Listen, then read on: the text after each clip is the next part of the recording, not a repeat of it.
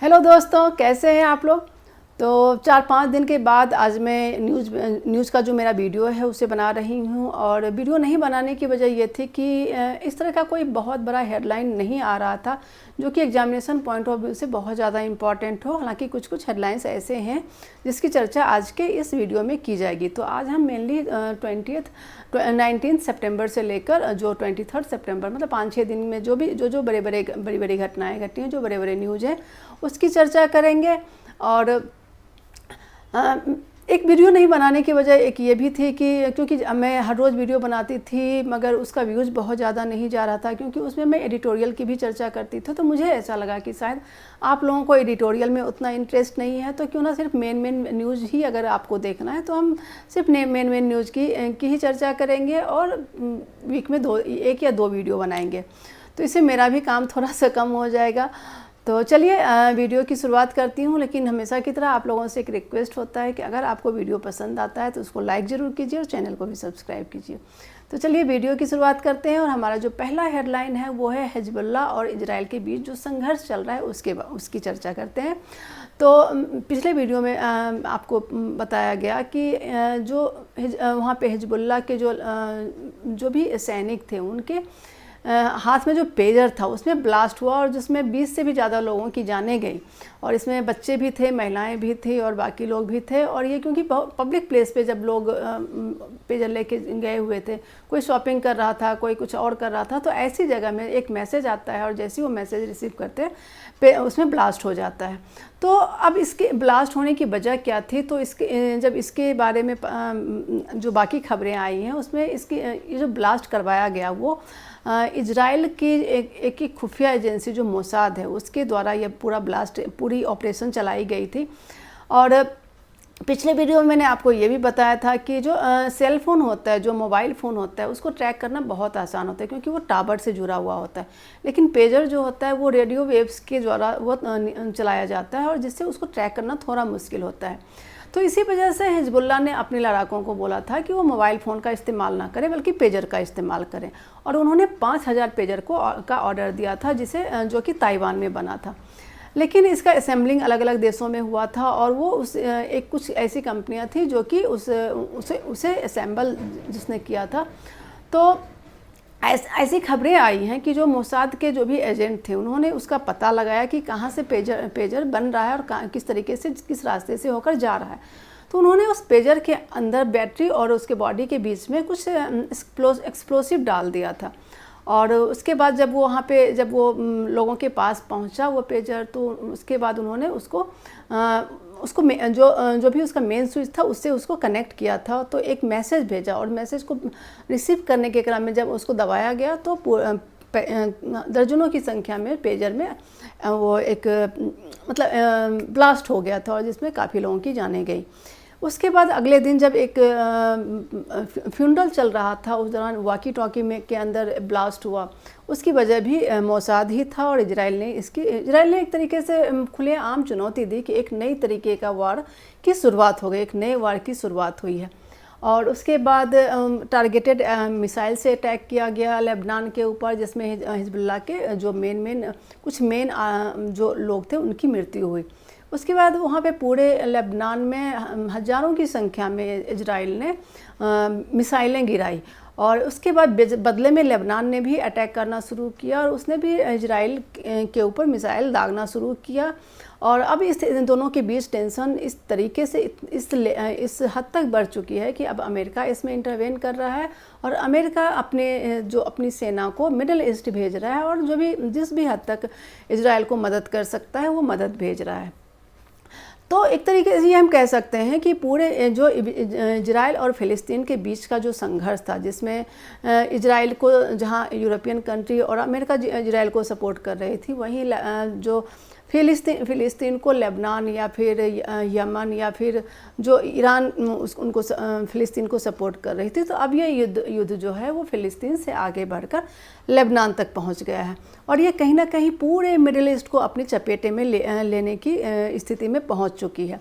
जहां पहले से ही यूक्रेन और रशिया के बीच एक युद्ध चल रहा था जो कि अभी पिछले दिनों और भी बढ़ गया था, वहीं अब दूसरे इस युद्ध को भी इस तरीके से बढ़ना एक विश्व के लिए एक अच्छी खबर नहीं है और मानवता के लिए तो यह बहुत ही एक निराशाजनक खबर है। और ऐसे ही निराशाजनक माहौल में यूनाइटेड नेशन के जनरल असेंबली की बैठक हुई, जिसमें हमारे प्राइम मिनिस्टर नरेंद्र मोदी भी शामिल होने गए। और जब मोदी जी वहाँ गए तो उन्होंने यूएन असेंबली को उन्होंने संबोधित किया, और उन्होंने संबोधित करते हुए कहा कि कलेक्टिव स्ट्रेंथ नॉट वार की टू सक्सेस। तो एक तरीके से भारत हमेशा युद्ध शांति के रास्ते पे चलता रहा है, क्योंकि हमारे यहाँ गौतम बुद्ध की हम धरती से हम गौतम बुद्ध का के सिद्धांतों पे चलने वाला हमारा देश, हमेशा हमारी पॉलिसी रही है शांति की बातें। हम कभी भी, इंडिया ने कभी भी किसी भी कंट्री के ऊपर अटैक नहीं किया, और अब अगर देशों के बीच युद्ध होता भी है तो इंडिया ने कभी भी किसी एक पार्टी को सपोर्ट करके दूसरे के ऊपर हमला नहीं किया, बल्कि कोशिश की एक मीडिएशन के जरिए उस युद्ध को ख़त्म किया जा सके। तो ऐसे माहौल में जबकि युद्ध विश्व के एक बहुत बड़े पोर्शन पे युद्ध का माहौल बना हुआ है, तो भारत का रोल कुछ ज़्यादा हो जाता है कि वो शांति के को बहाली करने के लिए अपनी तरफ से कुछ कदम उठाए।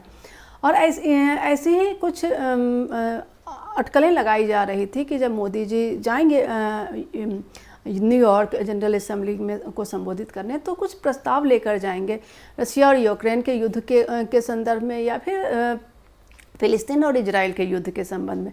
क्योंकि जहाँ एक तरफ रशिया के साथ भारत का संबंध बहुत अच्छा है, वहीं दूसरी तरफ इजराइल के साथ भी भारत का संबंध बहुत अच्छा है। लेकिन ऐसा कुछ कोई प्रस्ताव भारत सरकार की तरफ से वहाँ पे नहीं दी गई, और जो भी एक उम्मीद लगाई जा रही थी कि इस युद्ध को एक तरीके से ख़त्म करने के लिए एक पहल की शुरुआत हो, वो पहल भारत की तरफ से तो अभी फ़िलहाल उठता हुआ नहीं, मतलब कदम उठता हुआ नहीं दिख रहा है। तो ये था यूएन जनरल असेंबली से जुड़ी हुई खबरें, और लेबनान और इजराइल से जुड़ी हुई खबरें। अब इसी दौरान क्वेड का भी क्वेड समिट भी न्यूयॉर्क में ही हुआ, और क्वेड 4 देशों का समूह है, और इसमें इसके जो सदस्य देश हैं वो यूएस, ऑस्ट्रेलिया, जापान और इंडिया। और इसमें इंडो पैसिफिक रीजन में एक कल्चरल कोऑपरेशन या फिर जो हेल्थ के क्षेत्र में कैसे एक साथ मिलकर काम किया जाए, इसके ऊपर चर्चा हुई। और इसमें कैंसर से जुड़ा हुआ एक मून शॉट, एक तरह की दवाई के रिसर्च डेवलपमेंट और उसके अवेलेबिलिटी पे को बढ़ाए जाने के ऊपर एक चर्चा हुई, उसके ऊपर एक समझौता हुआ। और चारों देशों के नेताओं ने हेल्थ के ऊपर और कल्चरल कोऑपरेशन के ऊपर को बढ़ावा देने के लिए एक दूसरे को एक मतलब आश्वस्त किया। तो ये क्वेड समिट से जुड़ा हुआ खबर था। उसके बाद हम आते हैं कि हमारे पड़ोसी देश श्रीलंका में प्रेसिडेंशियल इलेक्शन हुआ, और 2022 में हमने देखा था कि श्रीलंका में एक सिविल वॉर हो गया था, और जिसकी वजह से जो वहाँ के गोटाबाया राजपक्षे जो वहाँ के प्रेसिडेंट थे, उनको अपना देश छोड़कर वहाँ से भागना पड़ा, और फिर वहाँ पे एक अंतरिम सरकार का गठन हुआ जिसके हेड थे रानिल विक्रमसिंघे। तो उसके बाद अभी वहाँ पे एक फ्रेश इलेक्शन करवाया गया जिसमें 5-6 कैंडिडेट थे, रानिल विक्रमसिंघे भी खड़े हुए थे। मगर इसमें जो लेफ्ट पार्टी JVP उसके जो प्रत्याशी थे अनुराग कुमार दिसानायके, उनकी जीत हुई। और यहाँ पे थोड़ा सा श्रीलंका के जो प्रेसिडेंशियल इलेक्शन का जो पूरा एक स्ट्रक्चर है उसके बारे में बताना भी ज़रूरी मैं समझती हूँ कि वहाँ पे उन्हीं कैंडिडेट को मतलब विनर घोषित किया जाता है जिसको 50% से ज़्यादा का वोटिंग शेयर मिला, लेकिन मिले। तो फर्स्ट राउंड में किसी भी कैंडिडेट को 50% क्रॉस नहीं हुआ था वोट, जिसकी वजह से सेकेंड राउंड की गिनती हुई। और इस सेकेंड राउंड की गिनती में जो अनुराग कुमार दिसानायके हैं उनको विजय घोषित किया गया, क्योंकि उनका वोटिंग परसेंटेज जो था वो 50% से ऊपर हो गया था। और इस तरीके से वहाँ पे एक कम्युनिस्ट सरकार बनी। ऐसा माना जाता है कि अनुराग कुमार की जो की नज़दीकियाँ हैं वो चाइनीज़ गवर्नमेंट के साथ हैं, और यह भारत के लिए एक परेशानी का सबक बन सकता है। लेकिन जैसे ही अनुराग प्रेसिडेंट का शपथ उन्होंने लिया, तो उन्होंने दोनों ही देशों के साथ एक अच्छे संबंध बनाए जाने के ऊपर जोर दिया, और देश में करप्शन के खिलाफ एक मुहिम चलाने की बात की कि किस करप्ट जो प्रथा है उसको उस पर वो रोक लगाने की कोशिश करेंगे। तो ये एक वर्ल्ड लेवल पे एक बहुत बड़ा न्यूज़ था। उसके बाद एक बांग्लादेश से भी एक न्यूज़ है, जो कि जब शेख हसीना बांग्लादेश की प्रेसिडेंट थी तो उन्होंने एक हिल्सा डिप्लोमेसी की शुरुआत की थी, क्योंकि हिल्सा जो वहाँ के पद्मा रिवर में जो हिल्सा पाया जाता है वो जो भारत में रहने वाले जो बंगाली समुदाय हैं उनके लिए वो कुछ खास होता है। और उन्होंने एक हिल्सा डिप्लोमेसी की शुरुआत की थी और दुर्गा पूजा के टाइम में वो अक्सर वहाँ से काफ़ी बड़े पैमाने पे हिल्सा मछली कोलकाता भेजती थी। तो लेकिन जो अंतरिम सरकार है बांग्लादेश की उसने इस पर रोक लगा दी। लेकिन बाद में अभी खबर आई कि नहीं, सरकार ने इस रोक को ख़त्म कर दिया और उसके एक्सपोर्ट को उन्होंने परमिशन दिया और 3000 केजी हिल्सा मछली जो है वो कोलकाता भेजा जाएगा। ये एक पूरी तरीके से व्यापारिक लेन देन होगी। इसका मतलब कोई ये किसी भी तरीके का गिफ्ट नहीं होगा। तो ये एक इंटरेस्टिंग मतलब कि क्योंकि बांग्लादेश और इंडिया हो या पाकिस्तान हो, कहीं ना पॉलिटिक्स अपनी जगह है, लेकिन यहाँ के जो लोग हैं उनका आपस का एक हिस्टोरिकल कनेक्शन रहा है, एक कल्चरल कनेक्शन है। और बहुत सारे ऐसे इंडियन मुस्लिम हैं जिनके रिश्तेदार पाकिस्तान में हैं, या फिर बहुत सारे ऐसे इंडियन हिंदू भी हैं जिनके रिश्तेदार बांग्लादेश में हैं। बांग्लादेश के जो हिंदू हैं या मुस्लिम हैं उनके रिश्तेदार इंडिया में हैं। तो ये कल्चरली एक तरीके से आपस में काफ़ी अच्छे से कनेक्टेड हैं और इस कनेक्शन में कहीं भी पॉलिटिक्स को नहीं लाना चाहिए। तो देर ही सही बांग्लादेश की सरकार को ये समझ में आया। अगला जो हेडलाइन है वो वन नेशन वन इलेक्शन है और ये अपने आप में एक काफ़ी बड़ा न्यूज़ है, क्योंकि इसका एक हमारे देश के आने वाले मतलब हमारे देश के फ्यूचर के ऊपर इसका काफ़ी गहरा असर पड़ने वाला है। तो पिछले हफ्ते कैबिनेट ने इसको मंजूरी मतलब जो रामनाथ कोविंद की जो कमेटी की जो रिपोर्ट थी उसको अडॉप्ट कर लिया गया और वन नेशन वन इलेक्शन की जो प्रक्रिया को अपनाने की दिशा में कदम बढ़ाए जाने के जो प्रोसीजर्स हैं उसको शुरू करने की एक प्रक्रिया की शुरुआत को हरी झंडी दिखाई गई। अब यहाँ पे वन नेशन वन इलेक्शन क्या है, ये मैंने पहले भी इस पे ऊपर एक वीडियो बनाया है, आप उस वीडियो को देख सकते हैं। यहाँ पे भी मैं थोड़ा बहुत इसके बारे में बता देती हूँ कि वन नेशन वन इलेक्शन के तहत सरकार की यह एक महत्वाकांक्षा योजना है, जिसमें राज्यों की विधानसभा, लोकसभा और जो लोकल बॉडीज हैं इन सबका चुनाव जो है वो एक ही टाइम पे करवाने की पूरी व्यवस्था की जाएगी। अब जो इसके पक्ष में है उनका ये कहना है कि क्योंकि अलग अलग टाइम पे, क्योंकि हमारा देश जो है वो 29 स्टेट हैं, फिर यूनियन टेरिटरी है, लोकसभा के इलेक्शंस हैं, तो इन इलेक्शंस के चक्कर में कहीं ना कहीं एक हर साल एक मेजर इलेक्शन आ जाता है और जिसकी वजह से जहाँ एक तरफ खर्चे बहुत ज़्यादा होते हैं वहीं दूसरी तरफ बहुत सारे वेलफेयर स्कीम्स रुक जाते हैं, सरकार के कामकाज में असर पड़ता है, तो इससे हमारे देश के प्रगति पे असर पड़ता है। वहीं जो लोग इसका विरोध करने वाले लोग हैं उनका यह मानना है कि ऐसा मतलब हमारे मतलब भारत जैसे विशाल देश में एक ही वक्त पे इलेक्शन करवाना संभव नहीं है, क्योंकि एक तो जो यहाँ पे बहुत तरह की पार्टियाँ हैं, बहुत सारे छोटे छोटे जो लोकल पार्टीज हैं या फिर क्षेत्रीय दल हैं। अब उनके पास इतना रिसोर्स नहीं होता है कि वो स्टेट का भी इलेक्शन लड़ें और लोकसभा का भी इलेक्शन लड़ें, तो इससे कहीं ना कहीं उन पार्टियों को फ़ायदा होगा जिनके पास बहुत ज़्यादा रिसोर्स है। वहीं दूसरी तरफ इलेक्शन कमीशन के पास इतना ज़्यादा मैन पावर नहीं है या फिर वो इतने कैपेबल नहीं है कि वो सारे देश के इलेक्शन को एक साथ कर पाएँ, क्योंकि हमने देखा अभी पीछे जम्मू कश्मीर और हरियाणा में जब इलेक्शन था तो इलेक्शन कमीशन को हरियाणा के इलेक्शन को पुश करना पड़ा, आगे बढ़ाना पड़ा, क्योंकि वो एक साथ दोनों स्टेट के इलेक्शन को नहीं करवाने में सक्षम नहीं थे। देते हैं कि कल को इलेक्शन कमीशन सक्षम भी हो जाते हैं, उसको सारी सुविधाएं दी जाती हैं, मैन पावर बढ़ाया जाता है, ईवीएम मशीनें बढ़ाई जाती हैं, फिर भी ये कहना कि इलेक्शन की वजह से इकोनॉमिक डेवलपमेंट रुक जाती है, ये सही नहीं है। क्योंकि पिछले 1966-67 के बाद राज्यों का इलेक्शन और केंद्र का इलेक्शन अलग अलग ही हुआ है, लेकिन उसके बाद हमने बड़े लेवल पे इकोनॉमिक डेवलपमेंट ही देखा है। कोई कभी ऐसा नहीं हुआ है कि इकोनॉमी में कोई मंदी आई हो, और जो इलेक्शन ईयर होता है उसमें तो जो रूरल इकोनॉमी होती है वो और बूम करती है। दूसरा, जो नेशन वन इलेक्शन संभव नहीं है। इसलिए संभव नहीं है क्योंकि 1951 में जब पहला इलेक्शन करवाया गया था उस वक्त सारे ही राज्यों के इलेक्शन और केंद्र सरकार के इलेक्शन से एक साथ हुए थे। लेकिन धीरे धीरे जब 1966 के बाद केरला में राष्ट्रपति शासन लगाया गया, फिर अलग अलग राज्यों में राष्ट्रपति शासन लगाए गए, कई राज्यों में सरकारें गिर गई, फिर उसके बाद केंद्र में भी सरकार मध्यावधि चुनाव करवाना पड़ा क्योंकि सरकार माइनॉरिटी में आ गई थी। तो जिसकी वजह से ये जो डेट है वो इधर उधर होता चला गया। तो आगे भी ऐसे होने की संभावना हो सकती है। तो इसका जो सॉल्यूशन दिया गया है रामनाथ कोविंद रिपोर्ट में, वो ये कहा गया है कि जैसे अगर किसी राज्य की सरकारें गिर जाती हैं तो वहाँ पे या तो दूसरी सरकार का गठन करवाया जाए या फिर राष्ट्रपति शासन, गवर्नर के जरिए राष्ट्रपति शासन वहाँ पे लगाया जाए।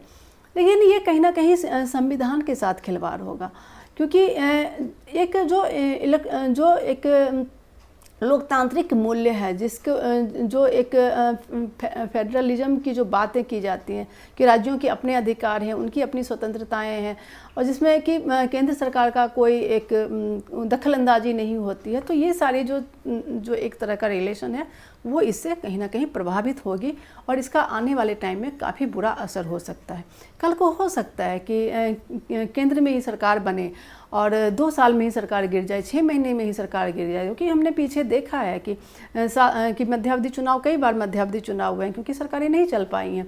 तो क्या फिर से सारे स्टेट का भी इलेक्शन करवाया जाएगा? तो ये अपने आप में एक एक सही निर्णय नहीं हो सकता है, ऐसा विपक्ष का मानना है। तो ये एक वन नेशन वन इलेक्शन की बातें थी और रामनाथ कोविंद जो कि हमारे पूर्व राष्ट्रपति हैं, उनके नेतृत्व में इस कमेटी का गठन किया गया था और उन्होंने ये सारे सुझाव दिए हैं। तो इसके बाद हम आगे बढ़ते हैं और जो अगला हेडलाइन था वो तिरुपति लड्डू को लेकर काफ़ी बवाल मचा हुआ है क्योंकि तिरुपति का के लड्डू में जो घी का इस्तेमाल किया जाता है उसमें गाय की चर्बी, फिश और इस तरह के कुछ एडल्ट्रेशन की बातें की गई। जो गुजरात के एक लैब में जब इसकी जांच की गई थी तो इसमें इस तरह के मिलावट होने के रिपोर्ट आई और ये रिपोर्ट आ गई थी जून जुलाई में ही, लेकिन अभी इसका खुलासा हुआ और इसके ऊपर एक बवाल मचा हुआ है और इसको धार्मिक रंग देने की कोशिश की जा रही है, जबकि इसका धर्म से कोई लेना देना नहीं है, बल्कि इसके जरिए इस बात पे चर्चा होनी चाहिए कि जब तिरुपति के मंदिर में जो चढ़ावे के लिए जो चीज़ें जा रही है वो अगर शुद्ध नहीं है तो आम जनता जो चीज़ें खा रही है उसकी शुद्धता की क्या गारंटी है। तो सरकार को ये चाहिए कि जो एडल्ट्रेशन का ये पूरा का पूरा नेक्सस है उसके ऊपर प्रहार किया जाए, ऐसे कानून लाया जाए जिससे कि कोई भी आदमी किसी भी चीज़ में मिलावट करने से पहले 10 बार सोचे। अगला जो मेन न्यूज़ है वो मुंबई हाई कोर्ट से है और मुंबई हाई कोर्ट ने एक डिसीजन दिया है जिसमें कि भारत सरकार ने एक IT एक्ट के तहत एक संस्था के गठन की बात की थी जिसको कि सोशल मीडिया के ऊपर जो भी पोस्ट होते हैं, जो भी यूट्यूब या फिर इस तरह के जो भी सोशल मीडिया प्लेटफॉर्म है जहाँ पे लोग पत्रकारिता कर रहे हैं या फिर लिखते हैं, तो उनके ऊपर सेंसर लगाने की बात की गई थी और गवर्नमेंट की एक संस्था होगी फैक्ट चेकिंग, अगर उनको लगता है कि इसमें कुछ गलत मिसलीडिंग कंटेंट डाला गया तो उसको हटवा सकते हैं। तो मुंबई हाई कोर्ट ने इसके ऊपर रोक लगाई है। उनका मुंबई हाई कोर्ट का यह कहना है कि यह फ्रीडम ऑफ स्पीच का यह उल्लंघन है और सरकार को इस तरह की किसी भी व्यवस्था को नहीं करने का अधिकार नहीं है क्योंकि यह लोगों के जो फंडामेंटल राइट्स है उसका उल्लंघन करता है। तो अब आगे बढ़ते हैं और मोहना सिंह एक पायलट हैं, वो इंडिया की पहली ऐसी महिला पायलट बनी है जो कि तेजस फाइटर प्लेन उड़ाने वाली पहली महिला पायलट है। तो ये मोहना सिंह इम्पॉर्टेंट है, ये आ सकता है किसी भी एग्ज़ाम में, ये हो सकता है CUET में भी ये क्वेश्चन आ जाए।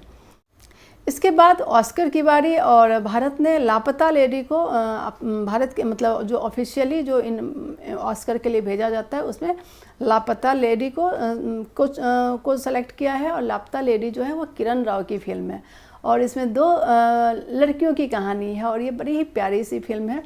तो अगर आपने नहीं देखा है तो इसे ज़रूर देखिए, मेरे ख्याल से नेटफ्लिक्स के ऊपर ये फिल्म है। तो लापता लेडी भारत की तरफ से ऑफिशियल एंट्री ऑस्कर के लिए।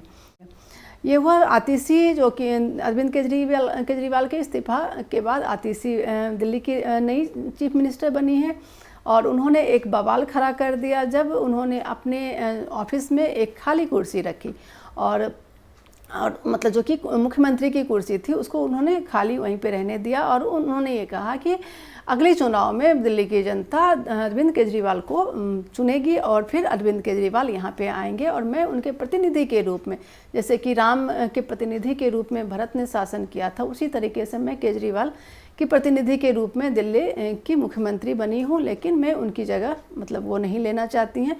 तो इस मतलब ये कहीं ना कहीं एक तरीके से ये संविधान के साथ खिलवाड़ है। और क्योंकि हम जिस व्यवस्था में रहते हैं वहाँ पे अगर विधायकों ने आपको अपना नेता चुना है तो आपके पास पूरा पावर है। और इस तरह की एक संवैधानिक जो ऑफिस होते हैं प्रीमाइसेस में इस तरह की बातें करना मेरे ख्याल से ये सही नहीं है।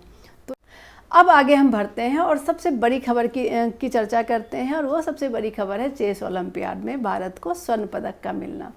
चेस ओलंपियाड यानी कि चेस का वर्ल्ड चैम्पियनशिप, इसमें भारत के गुकेश और जो पुरुष टीम थी या फिर जो महिला टीम थी, दोनों ने ही इसमें बहुत बेहतरीन प्रदर्शन किया और दोनों ही टीम को गोल्ड मेडल मिला। और ये पहली बार ऐसा हुआ है कि भारत चेस के वर्ल्ड चैम्पियनशिप में विजयी हुई है और ओलंपियाड में इतना बेहतरीन प्रदर्शन किया है। और वह जो वर्ल्ड के नंबर 1 खिलाड़ी थे उसको जो हमारे एक युवा चेस प्लेयर गुकेश, उन्होंने उनको हराया और फिर ये पूरा का पूरा टूर्नामेंट अपने देश के नाम किया। तो यह भारत के लिए एक बहुत ही गर्व की बात है और आने वाले टाइम में भारत एक चेस कंट्री के रूप में जानी जाएगी, ऐसा उम्मीद लगाया जा रहा है। अब आगे बढ़ते हैं, कुछ पढ़ाई लिखाई की बातें करते हैं और इसके तहत हम IIT बॉम्बे की चर्चा करते हैं। वैसे तो IIT मद्रास टॉप की इंस्टीट्यूट में, मतलब जो हमारी नेशनल रैंकिंग है उसमें टॉप पे IIT मद्रास है, लेकिन जब जी एडवांस के स्टूडेंट जो टॉपर्स हैं उनकी पसंद की बात होती है तो उनकी पहली पसंद IIT बॉम्बे होती है। तो जो टॉप 100 के जो स्टूडेंट हैं उनमें से 72 स्टूडेंट ऐसे हैं जिन्होंने IIT बॉम्बे को चुना है और सारे के सारे टॉप 10 के बच्चे जो हैं उन्होंने IIT बॉम्बे को चुना है। और इसमें भी जो उनका मेन जो पसंदीदा कोर्स है जिसमें उन्होंने एडमिशन लिया वो कंप्यूटर साइंस था। तो ये सारी खबरें थी पिछले 5-6 दिनों की। तो मुझे उम्मीद है कि आपके लिए वीडियो यूज़फुल होगा और आपको जो भी इम्पोर्टेंट इसमें से लगता है उसको नोट डाउन कीजिए, क्योंकि मैं जो मंथ के लास्ट में एक क्विज भी करवाऊँगी। तो ये वीडियो अब यहीं पे ख़त्म करती हूँ, फिर मिलते हैं 3-4 दिन के बाद एक नए वीडियो के साथ, कुछ नई ताज़े खबरों के साथ। तब तक के लिए जय हिंद।